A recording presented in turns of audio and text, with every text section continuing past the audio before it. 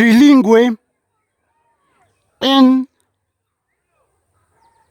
1014 videos español. Iglesia náhuatl Teopan, Tiopan Teocalli, casa de Dios. Inglés church, pronunciación church.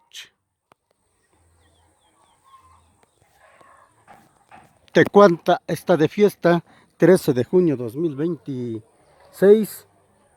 Cada año se hace fiesta 13 de junio de San Antonio de Padua.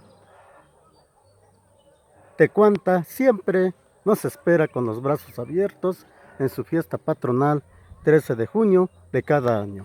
Felicidades a todos los que tienen nombre de Antonio, Antonia, Antonio de Padua. Felicidades, que la estén pasando muy bien, gente bonita de todo el mundo. Todos los que tienen nombre de Antonio, los saluda el profesor Fernando Rivera Gómez. Les desea lo mejor de lo mejor.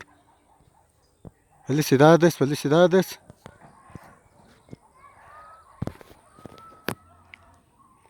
Iglesia Teopan Church.